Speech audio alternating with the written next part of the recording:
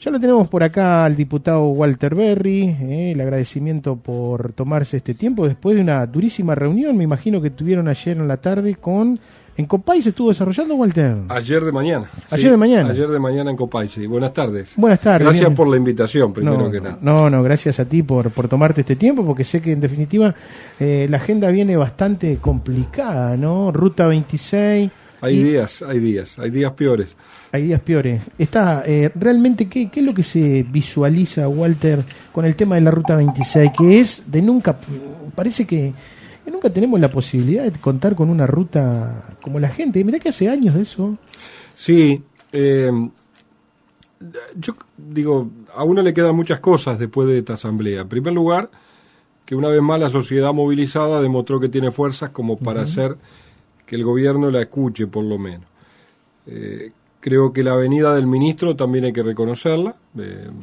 Asumió su responsabilidad y dio la cara y dijo qué es lo que se pensaba hacer.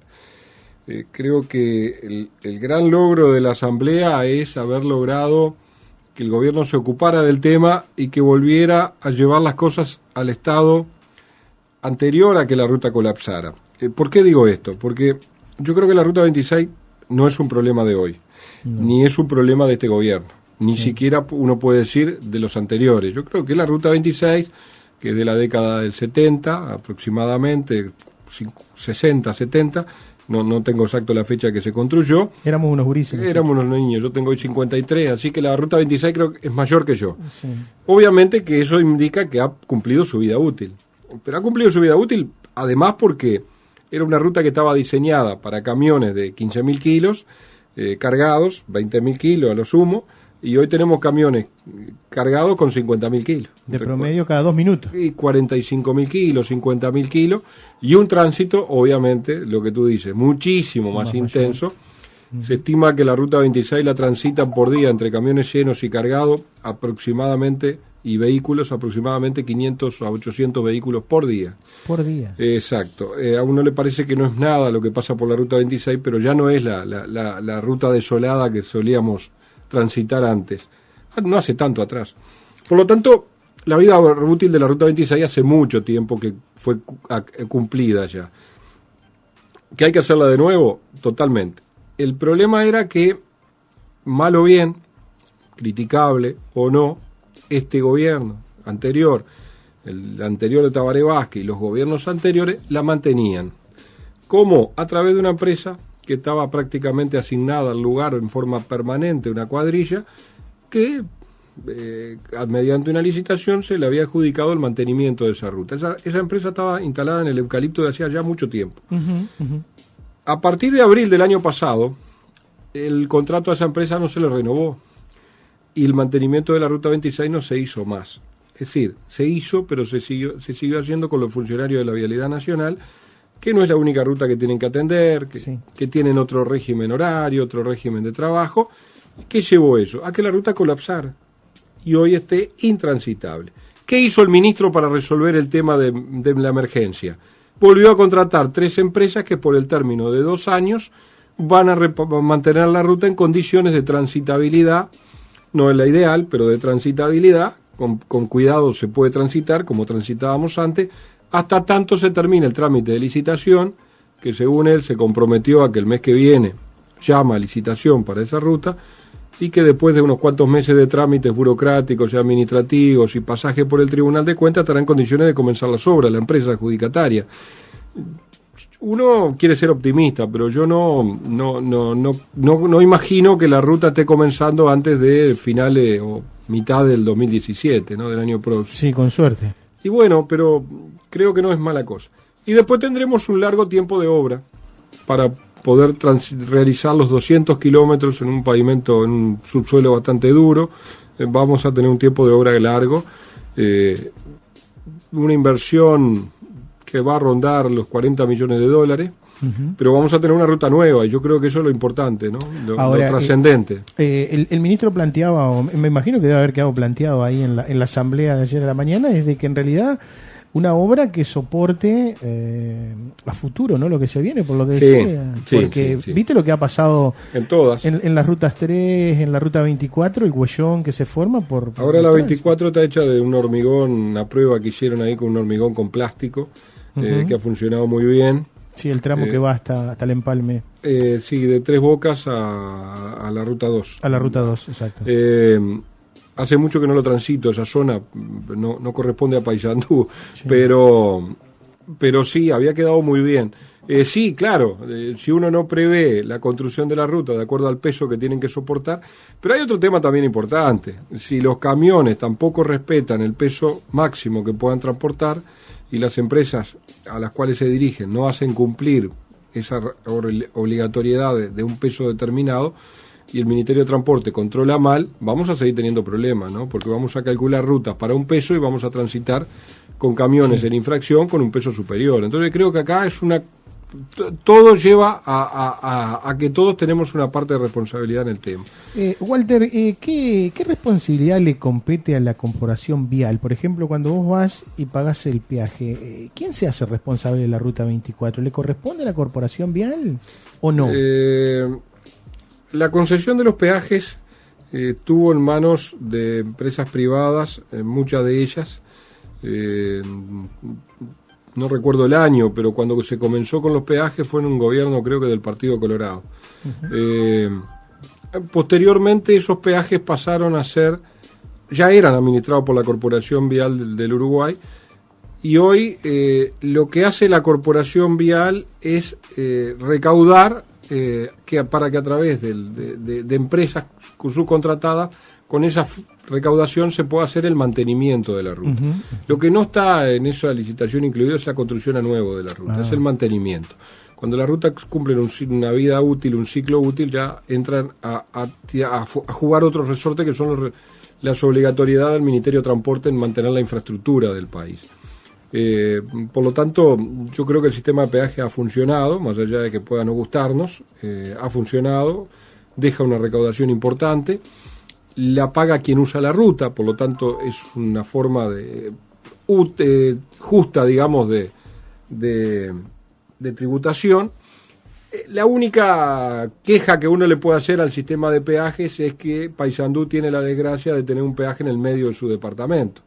El peaje del Queguay nos divide en dos, y muchos sanduceros sintieron en su momento que para poder transitar dentro de su propio territorio teníamos que pagar peaje.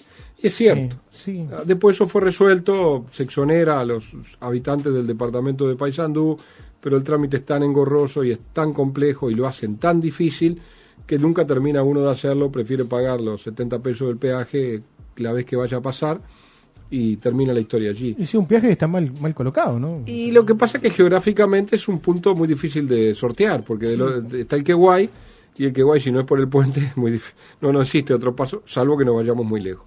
Por lo tanto, ¿no debería estar en el límite de Salto? Y debería estar fuera de los límites del departamento, es cierto. O por lo menos hacer que los vehículos empadronados en Paysandú no pagáramos ese peaje, que hubiera sido lo más fácil. Lamentablemente se eligió por un sistema donde el que otorga la exoneración es el concesionario del peaje, y la hacen tan difícil que mucha gente optamos, entre ellos yo, por no hacer el trámite de exoneración. Pero bueno, es lo único que se puede objetar al sistema de peaje. De la otra forma, creo que el sistema ha funcionado. Tanto es así que el gobierno del Frente ni ha movido un pelo por cambiarlo. Hoy la Corporación Vial del Uruguay es una empresa pública de derecho privado, es decir, es pública, pero funciona dentro de la órbita del derecho privado. Esos engendros que en algún momento se crearon, es una de las tantas que escapan al control del Estado, pero que están como empresas públicas, pero en el derecho privado, digamos. Walter, es prácticamente casi imposible no consultarte tu opinión en relación a los anuncios del presidente de la República en relación a estos toques que se dicen va a ser a partir del año 2017 con un aumento, no sé si la palabra correcta es un aumento en el IRPF, y con un gravamen de una baja o una quita del 2% del IVA, que en realidad no es al IVA directo, es cuando las compras de tarjeta. ¿Cómo lo ves a esa medida? Correcto lo que tú dices. Y hay una gran diferencia entre el 2% genéricamente a todos, por cualquier medio de pago, al 2% con la tarjeta. Y ahora le voy a decir por qué. Y a mí, yo la veo con preocupación y también con un poco de bronca, si se quiere. Yo creo que el Frente Amplio le mintió a los uruguayos porque hoy los canales de televisión se cansaron de pasar el pedacitos de Tabaré Vázquez en varios discursos, en varias oportunidades, en varias entrevistas donde decía claramente que no iba a aumentar los impuestos. Y esto de que la situación macroeconómica del país no venía bien, se lo veníamos advirtiendo. El problema es que, bueno, había que mantener a como de lugar ese derroche de recursos cuando la bonanza era grande para seguramente volver a tener el gobierno. Lamentablemente, lo que tanto se criticó a los partidos tradicionales, sobre todo al nuestro, que siempre ha sido el que ha gobernado, el Frente Amplio hoy lo está haciendo a la perfección. Es más, creo que lo hace mejor. Nos mintieron a todos, dijeron que no iban a subir los impuestos y subieron los impuestos, porque esto es una clara suba de impuestos. Lo otro que tenemos que analizar de esta medida es que la situación no es tan buena como la pintaban, porque si el 40% de la población solamente gana por encima de 33.000 pesos, significa que el 60% gana por encima de 33.000 pesos. Tabaré Vázquez dice, solamente la medida afecta al 40% de los que ganan más. Si los que ganan más para el gobierno, ganar 33.000 pesos es un potentado, yo no la veo así. Y sin embargo dice que solamente es el 40% de la población, por lo tanto, el otro 60% gana por debajo de los 33.000 pesos. Y eso es un dato preocupante, porque sin duda con un ingreso de 33.000 pesos, menos todos los descuentos, porque digo el IRPF no lo alcanzará, pero lo alcanza el de la seguridad de salud, el seguro de salud, lo alcanza el del BPS, lo alcanza alguna otra cosa más, y cuando quiera cobrar, en lugar de cobrar 33, termina cobrando 25. ¿Tá? Esa es la realidad. Lo que preocupa es que haya 60% de los asalariados de este país que ganen por debajo de 33.000 pesos. Y lo otro que la quita del 2% del IVA, que se quiere decir que es una baja de impuestos, en realidad la termina subsidiando el que menos tiene. Es decir, el discurso de decir, le sacamos al que tiene más para darle al que tiene menos, en el caso de la rebaja del IVA, porque se establece que solamente paga a través del medio de tarjeta de crédito, ¿qué ocurre? ¿Quién tiene tarjeta de crédito? El que tiene mayor poder adquisitivo, con mayores límites de tarjeta de crédito. El que tiene menos poder adquisitivo o directamente no accede a una tarjeta de crédito, o los límites de la compra de su tarjeta de crédito son mucho más acotados. Por lo tanto, los 50 millones de dólares que va a dejar de recaudar por aquellos que utilicen la tarjeta de crédito para pagar y obtener el beneficio del 2% menos, lo van a terminar subsidiando los que menos tienen acceso a la tarjeta de crédito. Entonces, me parece que es un contrasentido a lo que realmente pretenden decir de que el que tiene más que pague más. En este caso, la rebaja del IVA creo que es a la inversa. Pero bueno, lo otro que está claro es que las recetas que tanto criticó el Frente Amplio cuando Astori parecía que era el superministro de Economía y daba cátedra desde afuera, hoy, con dificultades, resulta que aplica las mismas recetas que tanto le criticó, por ejemplo, al gobierno del doctor Jorge Valle o al gobierno del doctor Sanguinetti en su momento. Yo no hablo por los gobiernos, por el gobierno blanco. Pero tanto criticaron ese tipo de medidas como medida de ajuste de la economía. Y lo otro que es bueno decirlo es que esto es problema del despilfarro, ¿no? Es decir, en el momento que crecimos a unas tasas inesperadas, donde la economía funcionaba todo perfectamente, dilapidamos todo. Digo, lo dilapidamos con ANCAP, con 2.000 millones de dólares de pérdida. Resulta que ahora vamos a recaudar 500 millones de dólares más con este ajuste fiscal, pero le regalamos a ANCAP 600 a principio de año, que el Parlamento sesionó en forma extraordinaria el primero para recapitalizarlo. Para recapitalizarlo el 1 de enero. ¿Y de quién fue culpa que ANCAP perdiera toda esa plata y hubo que recapitalizarlo en 600 millones de dólares? De la propia administración del Frente Amplio. Entonces, digo, esto es culpa de un muy mal manejo de las empresas públicas que generaron un déficit fiscal que hoy obviamente se acrecienta. Hay economistas, yo no puedo decir eso porque no tengo los conocimientos como para poder decirlo, hay economistas que creen que con estas medidas van a generar más recesión y que difícilmente se logre el objetivo de bajar un punto del déficit fiscal. Vos sabés que justamente, yo me imagino que Walter va a usar las redes sociales Sí, como, claro. como todo el mundo. Bueno, o sea, mira, justamente en este tema que vos planteabas recién, me mandan un mensaje, dice, recién Bordaberry propuso que todos los diputados, senadores, presidentes y demás se rebajen un 20% de los sueldos. Y yo hacía un comentario cuando abría el programa, que en realidad hoy las redes sociales acaban de publicar lo que ganan los senadores, los diputados y todo lo demás. Ahora yo creo que en realidad no hay que apuntar para abajo, hay que tratar de apuntar para arriba. No, pero puede ser una forma. Yo inclusive no estoy en desacuerdo con ese tipo de cosas. El problema es que el gobierno no eligió recortar el gasto, que era lo que a nuestro juicio debía hacer, y seguramente cabían estas medidas que dice Bordaberry, en el cual todos podríamos haber hecho el esfuerzo, y sobre todo los que ganamos más. Pero apuntó a la otra opción. La otra opción es recaudar más, sacarle más de lo que ya le sacan a la gente. La mejor opción era recortar el gasto. Recortar el gasto implicaba bajar sueldos, bajar el número de funcionarios, en muchos casos del Estado, y recortar inversiones, por ejemplo. ¿Cuánto se lleva el Estado del PBI? O sea, para mantenerlo el Estado, porque hay empresas que prácticamente, todo y no nos alcanza, por eso genera el déficit fiscal. Todo y no nos alcanza. Ahora, la salud tenés que mantenerla, porque no genera. La salud genera salud, no genera más nada. El Ministerio del Interior, policía no genera nada más que seguridad. Las escuelas, educación. Bueno, pero esas son todas las funciones que el Estado debe brindar y que por suerte en esta república el Estado uruguayo las brinda.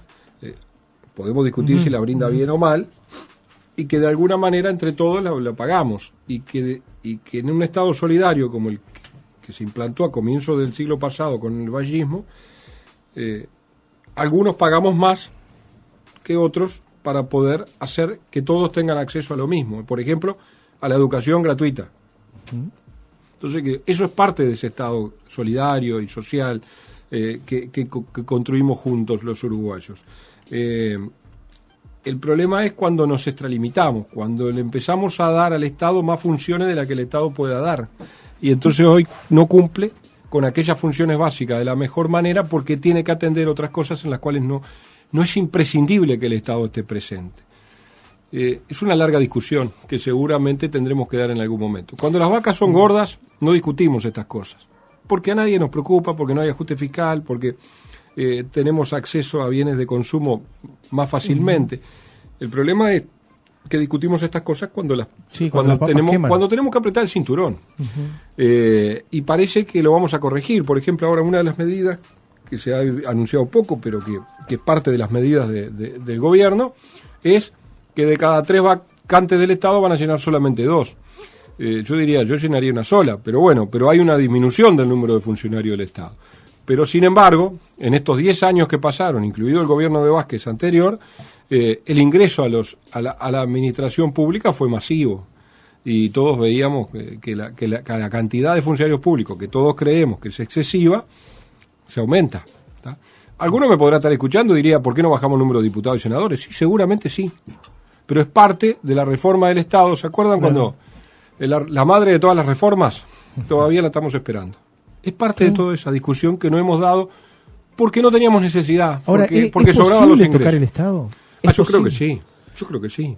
Con el mismo, porque es cansino, es burocrático. El problema es cuando llevamos la discusión a minimizarla y a hacerla infantil, si se quiere, de decir que de un lado están los que defienden a los derechos sociales y del otro están los neoliberales, que lo único que quieren es terminar con el Estado. Ni lo uno ni lo otro. Yo creo que es tanto Estado como sea necesario, y tanto como no sea necesario. Yo creo que no es cuestión de poner etiquetas a las posiciones de cada uno.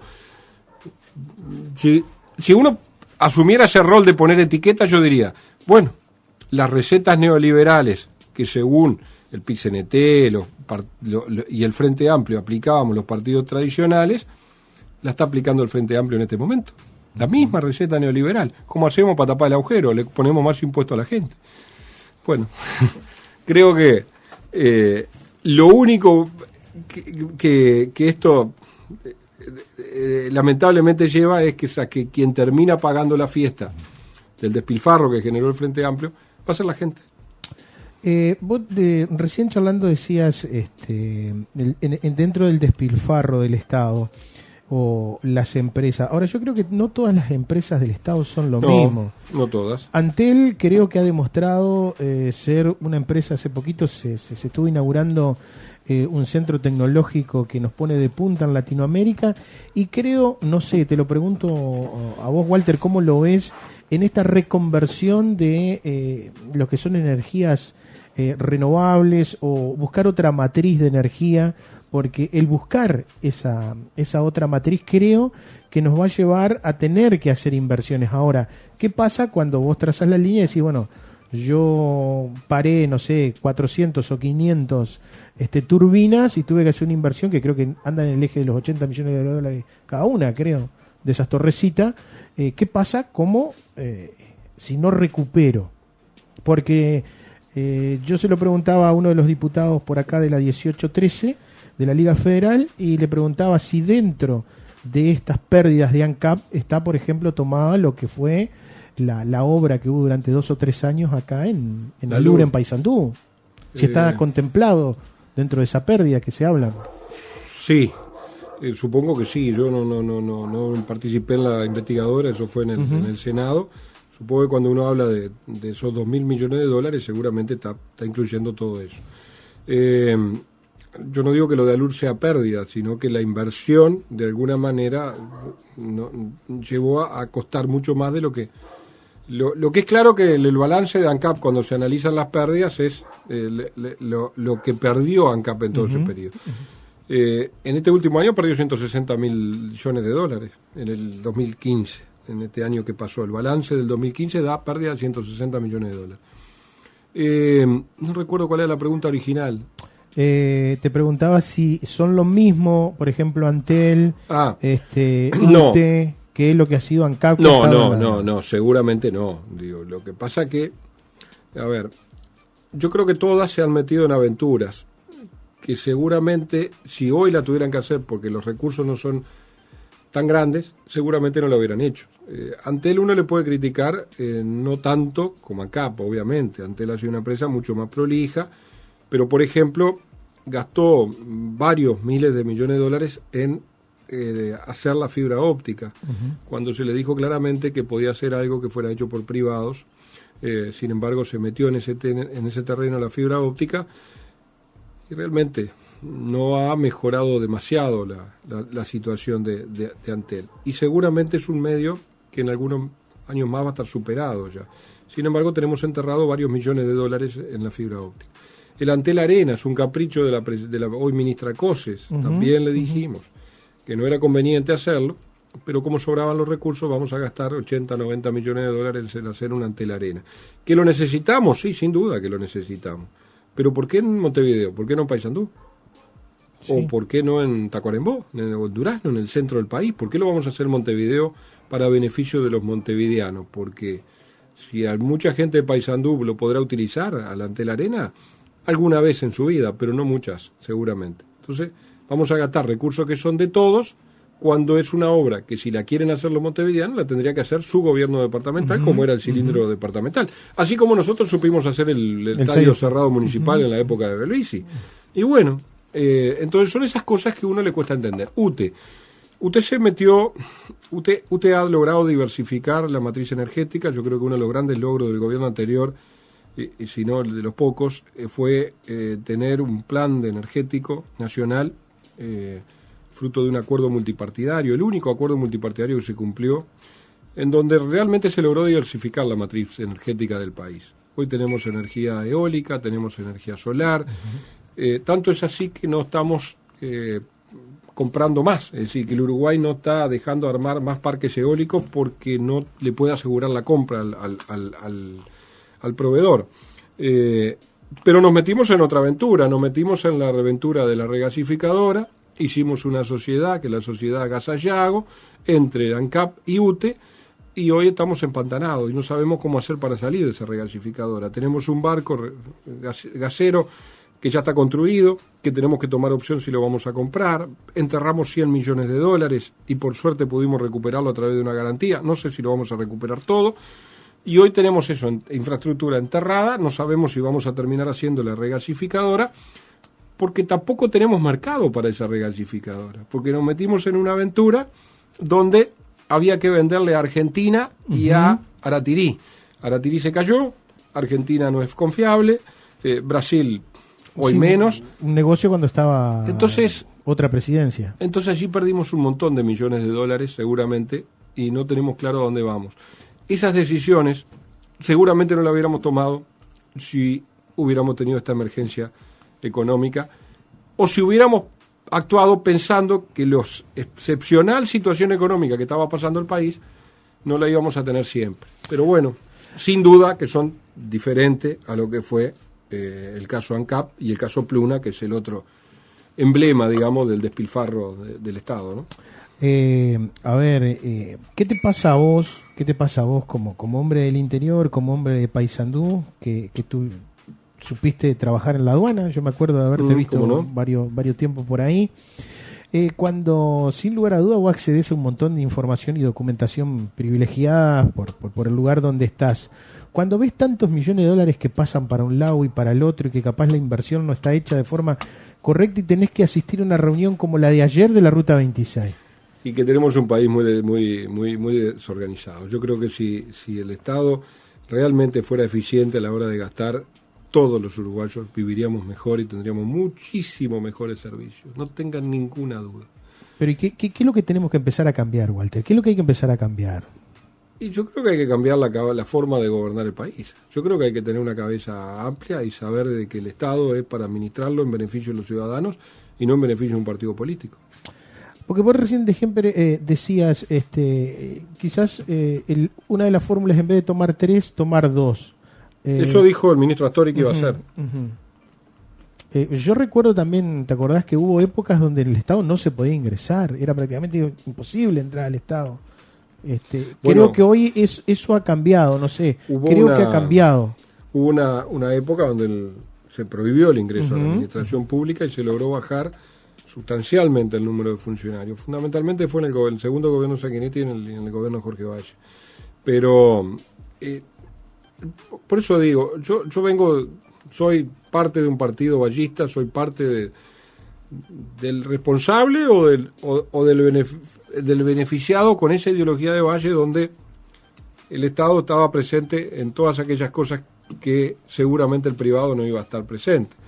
Yo creo en esa ideología de Valle, pero creo también que los tiempos han cambiado y que tenemos que ayornarlo a los tiempos que hoy corren, y que hay muchísimas funciones que el Estado cumple, que gastamos millones de dólares, millones de pesos de todos los uruguayos, que perfectamente podrían ser destinados a la educación, a la salud, a la vivienda, que tantos uruguayos, a la seguridad social, a las políticas sociales, que tanto falta nos hace gastar más todavía en eso, porque hay uruguayos que todavía no tienen satisfechas sus necesidades básicas. Entonces, creo que hemos desvirtuado un poco aquella vieja ideología vallista y no la hemos ido sabiendo arrimar a los tiempos modernos. Y hemos tenido, si se quiere, también grandes oposiciones para poder lograr esos cambios, ¿no? Por lo menos en otras épocas, cuando gobernaba el Partido Colorado y pretendió hacer algunos cambios, el PIC-CNT, por ejemplo, era un gran contrario para poder llevar adelante cambios profundos, ¿no? Digo PIC-CNT por decir algo, una institución muy fuerte en el país, ¿no? Vos sabés de que no, me supongo yo que te debe suceder como me sucede a mí, charlando, por ejemplo, con gente como mi madre, gente que estaba arriba de los 70 años, recordar de los últimos grandes intendentes, nombrarte justamente la figura de Walter Belvisi. Sí. ¿Y por qué? Porque tienen la memoria en aquel momento lo que fueron las termas, lo que fue el estadio, y ahora, muy tímidamente, más allá de algunos emprendimientos faraónicos que pasan todo el año vacío, se habla, no sé si tuviste en lo que fue la presentación del proyecto, donde se plantea, si con este fideicomiso, hacer peatonal la calle 19 de abril de Leandro Gómez a 18. Sí, no, yo no estuve en la presentación, pero lo vi en el diario.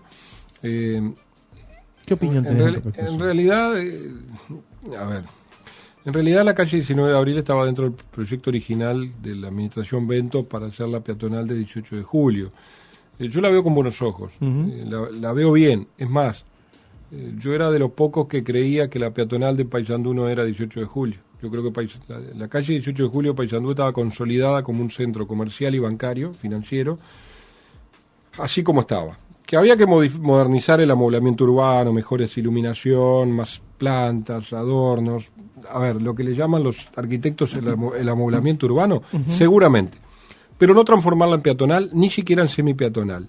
Y sí hacer una verdadera peatonal en la cual la podamos ir desarrollando con incentivos o con beneficios a favor de aquellos que se fueran instalando allí en 19 de abril. Yo creo que era la calle referente para poder transformarla en una calle peatonal. Era en un plano recto, es decir, no tiene ni pendientes ni bajada, es decir, es muy difícil caminar en una peatonal en cuesta arriba o en cuesta abajo.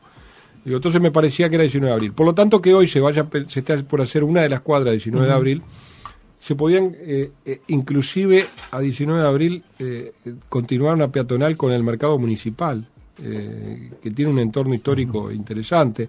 Yo soy de los que creía que 19 de abril era la calle a realizar la peatonal. Así que por lo tanto que hoy, frente al Florencio Sánchez, vayamos a tener una peatonal, a mí me parece una buena cosa. Me parece una muy buena cosa. Te voy a ir salpicando con los temas porque sé que estás al tanto. No, está bien. Por ejemplo, te tengo que preguntar de Texamérica. Acá hemos tenido a la gente de la cooperativa de Cotrapay y en realidad están ahí. Yo te diría que con el agua ya al borde de la nariz. ¿Qué pasa con Texamérica? ¿Qué podemos ver a futuro o esto es la espera nada más? Yo no soy optimista, lamentablemente, en ese tema. Creo que es un rotundo fracaso. Ya. Ahí tenemos otro de los ejemplos de lo que decíamos del despilfarro. El Fondes fue un despilfarro. Hoy quien administra el Fondes es un exdiputado socialista, Gustavo Bernini. Fuimos compañeros de la Cámara en el periodo pasado. Él no volvió a salir diputado, está al frente del Fondes. No, está al frente del cooperativismo, pero no recuerdo el nombre de la institución, pero es una de las que administra el Fondes. Y Gustavo decía que el 70% de lo que el Fondes ha prestado no se recupera. El 70%. Por lo tanto, significa que el 70% de lo que hicimos en el Fondes fracasamos. Y entre el fracaso está Texamérica, lamentablemente. No le pudimos vender una tela a nadie, no pudimos fabricar tela, fuimos incompetentes para poder hacerlo, no tenemos capacidad de competir con el mercado internacional y por lo tanto terminamos en esta situación. ¿Cuál es la situación? Que están todos los que quedan en la cooperativa en un seguro de desempleo, cobrando muy por debajo de lo que deberían estar cobrando si estuvieran trabajando. Una triste realidad, lamentablemente una triste realidad. 5.600 pesos están cobrando el seguro. Una miseria, ¿tá? Realmente. Y eso que todavía hemos logrado, junto con el Poder Ejecutivo, que se le amplíe el seguro de desempleo por más tiempo del debido, digamos, del legal, ¿no? Del debido. Sí, cosa que no todos los trabajadores tienen esa posibilidad, porque a ti si te echan del trabajo que tienes, te va a tocar el seguro de desempleo por el tiempo que te corresponda legalmente y después terminó el tema, tenés que conseguir otro trabajo. Acá hay muchas empresas. En Palme Olmos o Mencenicena, no sé, yo no recuerdo la cantidad de prórrogas del seguro de desempleo que le votamos y todavía seguimos votando algunas otras. Acá hay otra empresa en Paysandú, el Ladrillo de Cerámica, que está en una situación similar. No fue asistida por el Fonde, pero también le hemos votado prórroga al seguro de desempleo. Lo cual demuestra las dificultades para poder reinsertar empresas en la competitividad del mundo.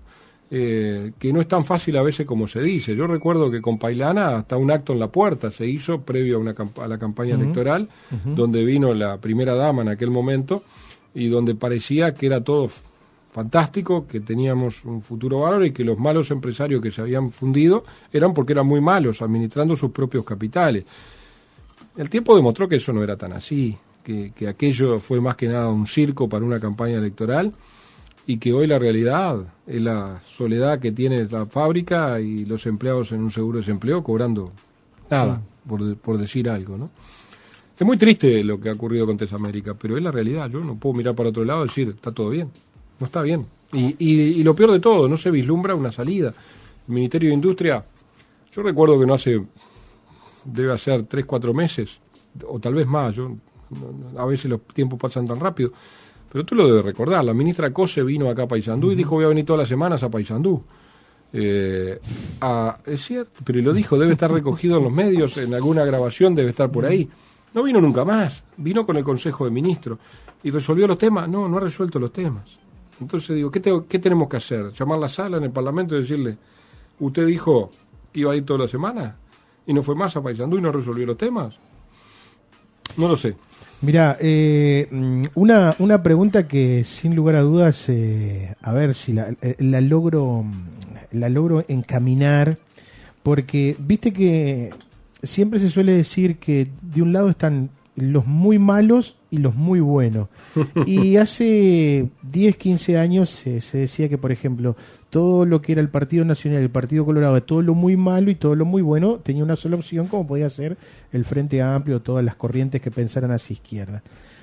Vos como hombre, siendo hoy el representante que tiene Paysandú de las líneas ballistas del Partido Colorado, si te preguntase cómo ves el Frente Amplio vos hoy, ¿cómo lo ves? ¿Ves que este gobierno que está llevando adelante Tabaré es igual al primero? ¿Se compara con el de Mujica? Más allá, digo que siempre el ministro de Economía ha sido el mismo. No, yo creo que el Frente Amplio ha pasado por 2 etapas, o está transitando por una segunda etapa. Transitó una etapa donde recibió un país, después de una crisis muy profunda en el 2002, y 2003 y un, digamos, despegue de la economía en el 2004, donde ya el país, cuando se entregan primero de marzo del 2005, ya estaba en un franco proceso de crecimiento. A partir de allí, del 1 de marzo del 2005, con los 5 primeros años de Tabaré Vázquez, agarró seguramente los mejores años de la economía del Uruguay a nivel global, muchísimo. Sí, porque a nivel global se dio que lo que vendíamos valía mucho. En definitiva, tuvimos los mejores años, crecimos a números que no pensábamos crecer. Ni siquiera en las previsiones presupuestales, que ahora las corrigieron en este anuncio, corrigieron las previsiones de crecimiento presupuestal. En aquel momento siempre superaba las previsiones que hacía el propio gobierno. Así que imaginémonos cuál era la bonanza. Y obviamente, cuando uno tiene que manejar abundancia, le resulta relativamente fácil. Por eso volvió a ganar el Frente Amplio y ganó Mujica y volvió a seguir teniendo bonanza y pudo llevar adelante todo eso que llevó y cometer los errores que se cometieron y que nadie se diera cuenta de alguna manera. En aquel momento nadie lo percibía, porque uno dice, acá perdió 2.000 millones de pesos, de dólares, pero no los perdió de un día para otro, los perdió en un proceso muy largo. ¿A alguien le importó? No. ¿Por qué? Y bueno, porque estábamos en esos periodos de bonanza y parecía que podíamos invertir y mejorar toda la infraestructura de ANCAP y Pluna, parece que le dábamos plata igual, aunque se fundiera igual le podíamos seguir dando recursos. ¿Qué pasa hoy? Y bueno, hoy el Frente se ve en la otra situación. Se ve en la situación de que la economía está en dificultades serias, que tratan de disimularla y que para poder hacer frente a eso, lo mejor que se les ocurre es seguir aumentándole los impuestos a la gente. Esa es la realidad. Entonces me parece que hoy el Frente está transitando casi en similitud de condiciones a las vicisitudes de la vida política que le ha tocado transitar a los partidos hoy de la oposición. A nosotros, por ejemplo. Si uno mira, cuando los partidos cambian a sus gobernantes es cuando la situación económica se deteriora. Eso permitió que el Partido Colorado gobernara 150 años el país. Hay un montón de preguntas, pero no vamos a ir eligiendo algunas nada más. Por ejemplo, acá me ponen la caja militar, es la única que históricamente no se ha tocado y tiene subsidio, te lo leo, no sé si tenés conocido. 400 millones de dólares dice, por año. ¿A qué hace referencia? No conozco el detalle del tema. Yo tampoco desconozco, lo que sí vi es que el gobierno va a mandar un proyecto de ley para modificar el funcionamiento de la caja militar en función de que entiende que no puede seguir pagando 400 millones de dólares todos los años. Yo creo que es correcto el análisis, pero es el mismo análisis que en su momento hicimos con el doctor Sanguinetti cuando modificamos el sistema de la seguridad social, del BPS, y que llevó a la conformación de las AFAP, etcétera, etcétera, tan criticadas, pero nunca derogadas. De alguna manera pasaba algo parecido, era un gran agujero negro que se llevaba muchos recursos, que si seguíamos por ese camino no íbamos a llegar a ningún lado, porque en definitiva la plata sale del mismo lugar. Y estos 400 millones de dólares seguramente, si lo hubiéramos atacado a este problema, no lo sé, pero si lo hubiéramos atacado a este problema hace un año atrás, o 2 años atrás, o 3 años atrás, seguramente nos serían 400, capaz que eran 200. Ahora, si lo dejamos seguir, vamos a terminar en 500 o en 600. Entonces, está bien lo que dice el gobierno. Hay que atacar el problema. Ahora, ¿cuál es la solución? No conozco el fondo del tema, no sé cuál es la causa de su déficit, de sus pérdidas, pero bueno, cuando lo analicemos, cuando entre al Parlamento, seguramente la Comisión de Hacienda de Diputados lo tratará, le podré dar más información al oyente, ¿no? Hoy no la tengo, sinceramente. Walter, seguramente recordarás, ayúdame en esto, yo no recuerdo, creo que sí, a ciencia cierta fue en el gobierno de el doctor Lacalle, fue cuando se empezó a grabar las facturas de OCE, UTE y Antel con el IVA. Digo, eso es pensable, se puede pensar en bajar, digo, porque se habla de 2 puntos compra en tarjeta. Digo, el IVA en la factura, creo que eso le devuelve al vecino común plata cantante y sonante que la termina gastando en el boliche de la esquina. Vamos a hacer totalmente. ¿Tú dices si podemos pensar en bajar el IVA? Sí, o directamente sacarlo al IVA de eso. No, es imposible. Es imposible. ¿Por qué? ¿De dónde sacarlo? De las facturas de UTE. Ah, de las facturas de UTE se puede estudiar, sí, cómo no. Yo creo que eso no sería problema, digo, es decir, no sería problema. Obviamente que implica una disminución de la recaudación del Estado importante. No debe ser una cifra menor, no la tengo, pero no debe ser una cifra menor. El problema del IVA, yo te voy a decir lo que yo pienso. Yo estoy en contra del impuesto a la renta. ¿Estás en contra del impuesto a la renta? El vallismo ha estado en contra del impuesto a la renta. Si uno lee a Valle Ordóñez, es el impuesto al trabajo. Un duro detractor del impuesto a la renta porque él consideraba que era un impuesto al que trabaja. Al que trabaja. ¿Tá? Entonces, el Partido Colorado, como tendencia de vallista, republicana nuestra, es el impuesto al consumo. Por lo tanto, consideramos que el impuesto que debe primar es el IVA. Es decir, yo pago en la medida de que compro bienes. ¿Tá? Por lo tanto, el problema que nosotros le vemos al país es que hoy conviven los dos sistemas. Convive el del impuesto al consumo, el del impuesto al IVA, a la compra, y el impuesto al trabajo, el impuesto al IRPF, digamos. Sí, Walter, pero... Entonces, no hay país que pueda convivir con dos impuestos tan altos. Es imposible, la carga se vuelve insostenible. Entiendo, pero el IVA también, que vos decís... que pague aquel que consume. Pero ¿sabes cuál es? Que la empresa, por ejemplo, descuenta el IVA. Y yo, consumidor final, soy el que lo termino pagando siempre. Bueno, lo fumo. Habrá que corregir cosas para que sea más justo y para que el Estado no deje de recaudar. Pero repito, no es la concepción que tiene hoy el Frente Amplio. El Frente Amplio tiene la concepción del impuesto a la renta. Pero, sin embargo, hace convivir el impuesto del IVA junto con el impuesto a la renta, lo cual hace que la carga tributaria del Uruguay sea altísima. ¿Tenés los números finales de esto que anunció el ministro de Economía? ¿Le va a redundar al gobierno? 500 millones de dólares. 500 millones de dólares. Es la recapitalización prácticamente de ANCAP, totalmente. De ANCAP. Y dejarían de recaudar por el IVA, 2 puntos del IVA a través de las tarjetas, 50 millones de dólares. O sea que 450 es lo que estarían... No sé si los 500 están calculados, digo, hay que hilar muy fino y mirar los números. Yo digo, no son temas en los cuales estoy, repito, la comisión, no estoy ni en la comisión de presupuesto ni en la comisión de Hacienda, pero sí he escuchado y he leído que lo que el gobierno pretende bajar es un punto del déficit. La del estribo, me quedan 6 minutos para terminar, Walter. ¿Estás al tanto de la ley o este proyecto que viene de ley sobre la publicidad oficial? Sí, se ha hablado mucho, pero yo quiero verlo primero. Quiero que se concrete realmente. Es un debe que el país tiene. Ahí tenés otra forma. Viste que cada vez que entras en los temas del Estado terminamos hablando de cosas que se pueden mejorar. El tema del gasto de la publicidad es un tema que se puede mejorar. Digo, primero, gastamos mal, gastamos mucho, cosa que también hay que tocar, pero gastamos mal, porque a la radio del interior no le llega nada. Solamente el 7% de lo que gasta el Estado en publicidad termina en los medios del interior. Y dentro de esos medios del interior seguramente en pocos. Sí, los muy pocos. Por eso. Entonces, se habrá que corregir esas cosas. Y sin embargo son millones de dólares que se gastan en publicidad. Y terminan todos en los medios de la capital. hay organismos, ANCAP, por ejemplo, ¿tiene necesidad, si es monopólica, de hacer propaganda? Yo no lo tengo tan claro. ¿UTE tiene necesidad de hacer publicidad?